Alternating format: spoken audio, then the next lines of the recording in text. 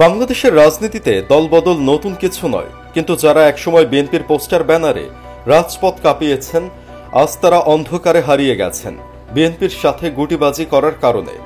আজকের ভিডিওতে আমরা জানব সেই পল্টিবাজ নেতাদের গল্প, যারা বিএনপি ছেড়ে আওয়ামী লীগে যোগ দিয়ে এখন কোথায় কেমন আছেন, কে পাচ্ছেন গুরুত্বপূর্ণ পদ আর কে হারিয়ে গেছেন অন্ধকারে।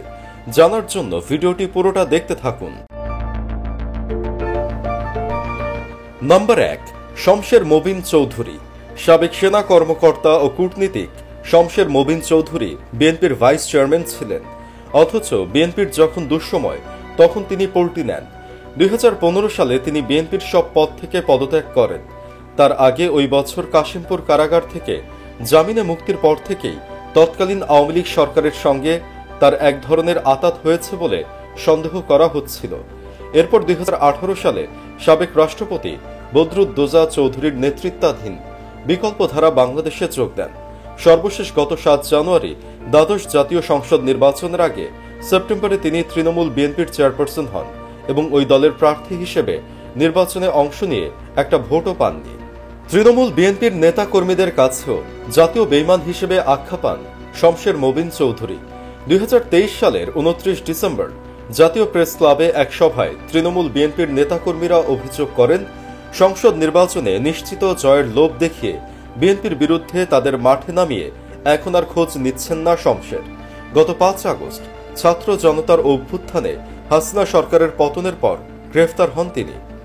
পল্টন থানায় করা যুবদল নেতা শামীম মোল্লা হত্যা মামলায় পল্টি খাওয়া গ্রেপ্তার শমশের মবিন চৌধুরীকে গত 19 অক্টোবর কারাগারে পাঠানোর আদেশ দেন ঢাকার চিফ মেট্রোপলিটন ম্যাজিস্ট্রেট আদালত।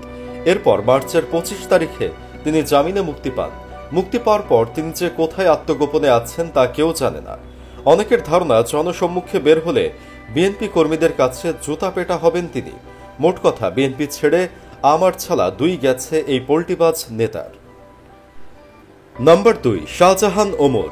দুর্নীতি আর ক্ষমতার লোভের কারণে শেষ হয়ে গেছে স্বঘোষিত হ্যাডামওয়ালা রাজনীতিবিদ, বিএনপির সাবেক ভাইস চেয়ারম্যান ও সাবেক আলোচিত সংসদ সদস্য ব্যারিস্টার শাহজাহান ওমরের রাজনৈতিক ভবিষ্যৎ।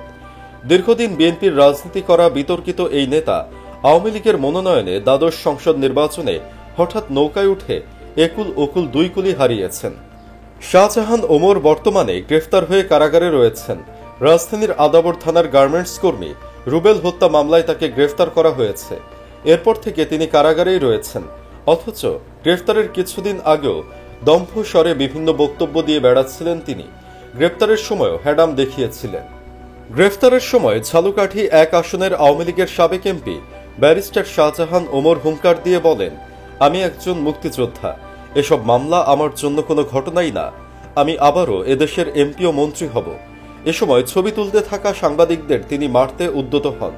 বলে রাখা ভালো, সংসদ নির্বাচনের পর রাজাপুর কাঠালিয়ার বেশ কয়েকজন নেতাকর্মী শাহজাহান ওমরের প্ররোচনায় বিএনপি ছেড়ে আওয়ামী লীগে যোগ দেন।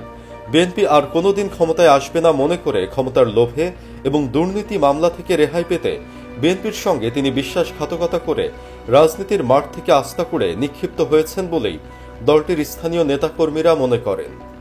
সব মিলে তিনি শুধু ঝালকাঠিবাসীর কাছেই নয়, শাহজাহান ওমর সারা বাংলাদেশের মানুষের কাছেই মীর জাফর হিসেবে চিহ্নিত হয়েছেন। তবে কেউ কেউ আবার মনে করছেন, শাহজাহান ওমর বিএনপির রাজনীতি করলেও তিনি আওয়ামী লীগের এজেন্ট হিসেবে কাজ করেছেন। ঝালকাঠিতে বিএনপি শক্তিশালী হোক, এটা তিনি কখনো চাননি। তিনি বরাবরই চেয়েছেন ঝালকাঠি বিএনপি দুর্বল থাকুক। বিএনপিকে দুর্বল রেখে তিনি ব্যক্তি স্বার্থ হাসিল করেছেন। নানা অপকর্ম ও দুর্নীতি করে কোটি কোটি টাকার মালিক হয়েছেন। আওয়ামী লীগের সঙ্গে সম্পর্ক রেখে তিনি স্বৈরাচারের প্রেতাত্মা হিসেবে কাজ করেছেন। নম্বর 3, তৈমুর আলম খন্দকার। নারায়ণগঞ্জের তুখোড় রাজনীতিবিদ তৈমুর আলম খন্দকার একসময় ছিলেন বিএনপির চেয়ারপারসন খালেদা জিয়ার উপদেষ্টা, কিন্তু তিনিও অর্থের কাছে বিক্রি হয়ে যান। দলীয় সিদ্ধান্ত উপেক্ষা করে 2022 সালের 16 জানুয়ারি নারায়ণগঞ্জ সিটি কর্পোরেশন নির্বাচনে মেয়র পদে অংশ নেন। দলের স্বার্থ বিরোধী এই কাজের জন্য তাকে প্রথমে বিএনপির চেয়ারপারসনের উপদেষ্টার পদ থেকে প্রত্যাহার এবং পরে দল থেকে বহিষ্কার করা হয়।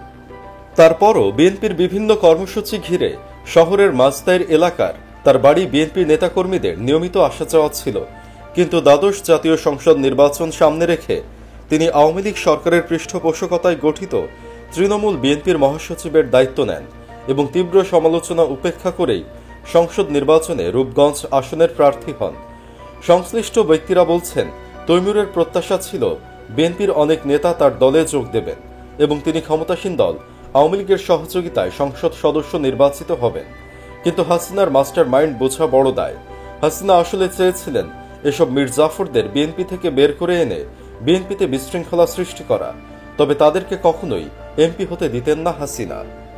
হয়েছেও তাই। নির্বাচনে তৈমুরকে লড়তে হয় আওয়ামী লীগের প্রার্থী গোলাম দস্তগীর গাজীর সঙ্গে।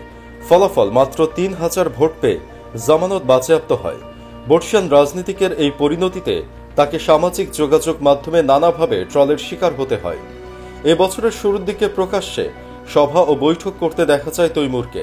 জানা যায়, তৈমুর আলম খন্দকার এখন রাজধানী ঢাকায় বেশি অবস্থান করছেন এবং নিজের অনুসারীদের এড়িয়ে চলছেন। অনেকেই বলছেন, লোভে পাপ আর পাপে মৃত্যু। অতিরিক্ত লোভের কুফল এখন তৈমুর সাহেবকে পেতে হবে, কারণ দল তাকে অনেক কিছু দিলেও তিনি তা ভুলে বেইমানি করেছেন।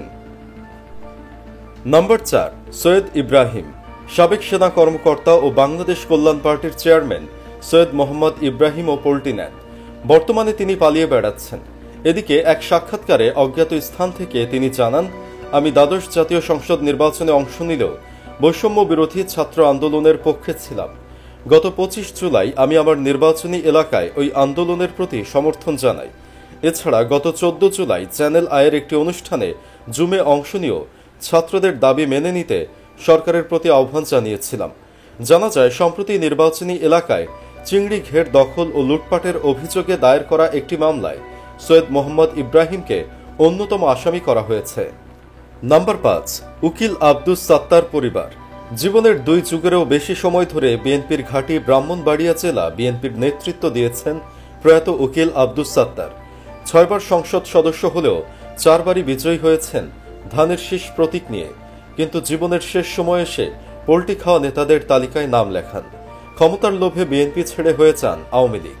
উকিল আব্দুস সাত্তার একাদশ জাতীয় সংসদে ব্রাহ্মণবাড়িয়া 2 আসনের সংসদ সদস্য পদ থেকে পদত্যাগ করেন, কিন্তু তারপরই দলীয় সিদ্ধান্ত অমান্য করে 2023 সালের 1 ফেব্রুয়ারি অনুষ্ঠিত উপনির্বাচনে অংশ নিয়ে আওয়ামী লীগ নেতা কর্মীদের সহযোগিতায় সংসদ সদস্য নির্বাচিত হন।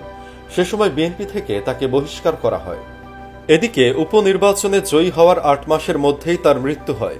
ওই শূন্য আসনের উপনির্বাচনে নতুন দল তৃণমূল বিএনপির হয়ে প্রার্থী হন আব্দুস সাত্তারের ছেলে মোহাম্মদ মাইনুল হাসান তুষার।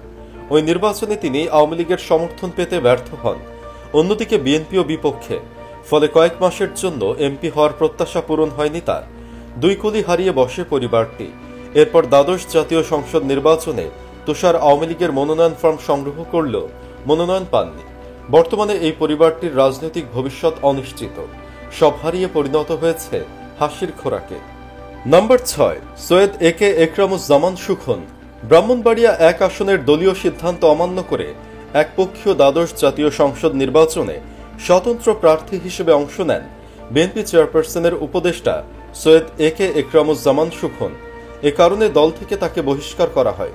যদিও আওয়ামী লীগের প্রার্থীকে হারিয়ে তিনি সংসদ সদস্য নির্বাচিত হন। এরপর আনুষ্ঠানিকভাবে তিনি আওয়ামী লীগে যোগ দেন। কিন্তু গত 5 আগস্ট ছাত্র জনতার অভ্যুত্থানে আওয়ামী লীগ সরকারের পতনের পর এখন পথের কঙ্কাল। সম্প্রতি তার বিরুদ্ধে একাধিক মামলা হয়েছে। জানা গিয়েছে তিনি চট্টগ্রামের কোন এক পাহাড়ে লুকিয়ে আছেন। সুপ্রিয় দর্শক, এসব বেঈমানদের করুণ পরিণতিতে আপনি খুশি কিনা কমেন্ট বক্সে জানিয়ে দিন আপনার মতামত। ভিডিওটা ভালো লাগলে লাইক দিন এবং শেয়ার করুন। সাদা কালো চ্যানেলটি এখনো সাবস্ক্রাইব করে না থাকলে সাবস্ক্রাইব করুন।